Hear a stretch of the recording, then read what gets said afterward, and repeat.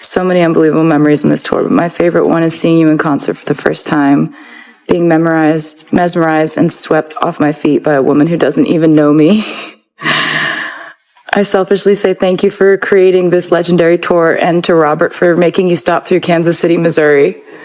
That night, too, in KC was the beginning of me meeting the love of my life.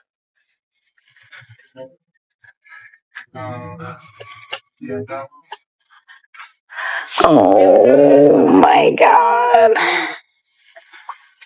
There's so much for no emotions on the last 3 shows. Guess what day it is? Sunday.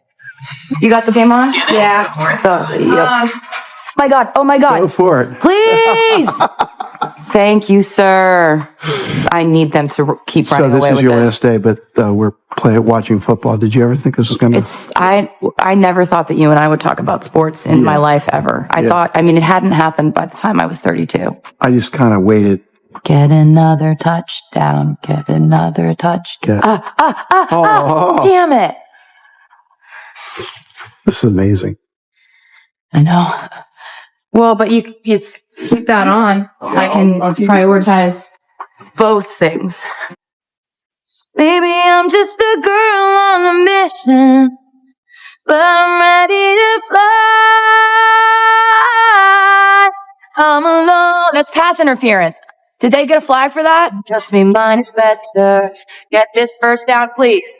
We need love, but all we want is danger. We team up. Throw it! Switch sides. Touchdown! Yes! Oh, shit. If this goes my way, the kind of day I'm about to have. What we're seeing is, God's not separate. It is what it is. That's the whole team's going to drop here. Look what he's seeing. I've been preparing for the end of this for about 6 months. Every single day I've known we're this much closer with this. Like, I've been very in the moment about knowing how much closer we were getting to the end of it. But whenever he lines up, he's dangerous. He's going to block. I think the football game is like taking my mind off of any kind of like nerves I have. Body control. Use the mechanisms we have at our disposal at the time. He's the guy there. Don't do that. And then blitz him like you saw at the end of the ball game. So there's no good answer on the other side of the ball.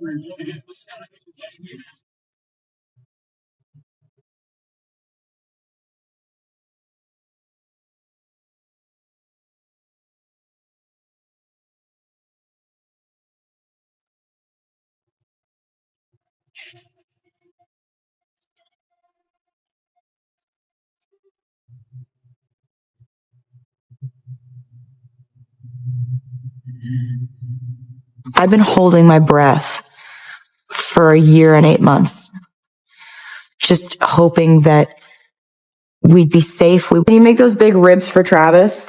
I am making The those ones he big ribs affectionately for refers Travis. to as dinosaur bones? Big Texas-sized ribs for a Texas-sized man.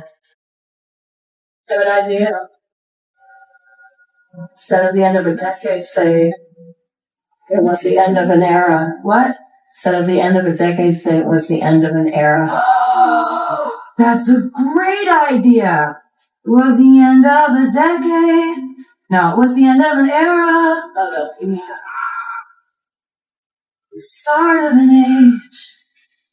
5 years old, it's getting cold. I've got my big coat on.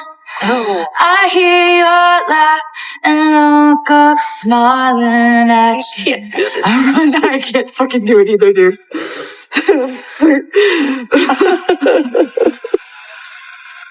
I'm going to... So many unbelievable memories in this tour, but my favorite one is seeing you in concert for the first time, being mesmerized, and swept off my feet by a woman who doesn't even know me.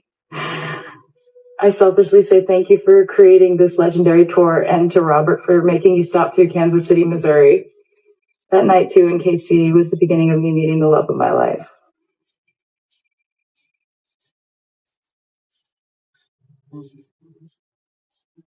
Oh my God.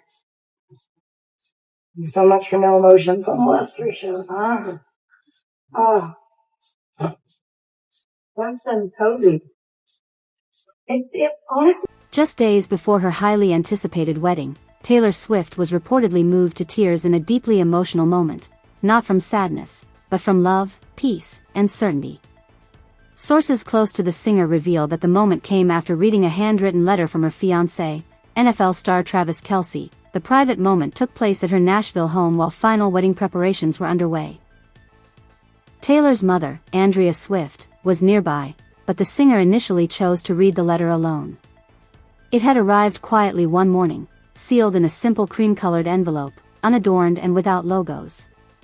On the front were just a few words that set the tone for what lay inside. For Taylor, my forever. From the very first lines, Taylor's emotions took over. Witnesses described how she paused several times, pressed her hand to her chest, took deep breaths, and eventually broke down in tears. But these weren't tears of sorrow, they were tears of relief, of finally feeling completely chosen and loved. Travis Kelce's letter was simple, honest, and deeply personal. It wasn't filled with grandiose speeches or poetic exaggerations. Instead, it reflected the heart of a strong, grounded athlete writing from genuine emotion. He began by calling Taylor his home, a phrase that reportedly struck her deeply. Travis admitted he never imagined himself writing handwritten letters but said Taylor inspired him to do things he'd never done before. The letter recalled their journey together, the quiet evenings after intense games, late-night conversations that stretched until dawn, and moments when Taylor supported him after tough losses on the field. Travis wrote, "I didn't fall in love with you only when you were winning, but when you were tired, quiet, and doubting yourself." For Taylor, who has always channeled her emotions through her music, this letter carried profound meaning.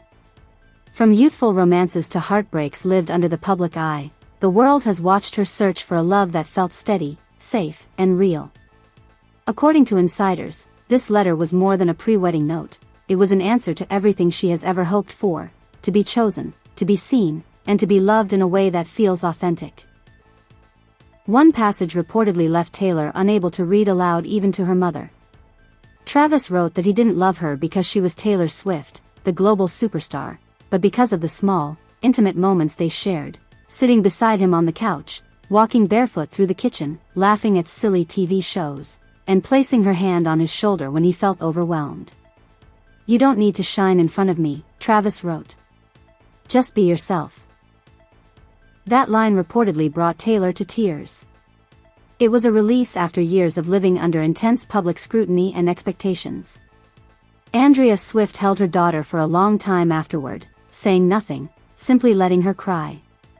Sources say she had never seen Taylor so calm, not explosive happiness, but quiet peace. The Kelce family, too, was aware of the letter. Travis's mother, Donna Kelce, was reportedly incredibly proud. "If he wrote something like that, it means he truly loves her," a family member said. Known publicly for his humor, energy, and confidence on the field and in interviews, Travis revealed a quieter, more vulnerable side in this letter that he also admitted his own fears about marrying someone as famous as Taylor Swift, worrying whether he would always be good enough, sensitive enough, or fully able to understand her world. Yet, the letter ended with reassurance and resolve. "I may not understand every part of your world, but I promise to stand beside you in all of it. Always." For Taylor Swift, reading those words was a profoundly grounding moment. It was a private affirmation that the love she had been searching for, steady, real, and deeply personal, was finally hers. And in that quiet moment at her Nashville home, ink on paper became home written in heart, a testament to the bond between two people navigating fame, life, and love together.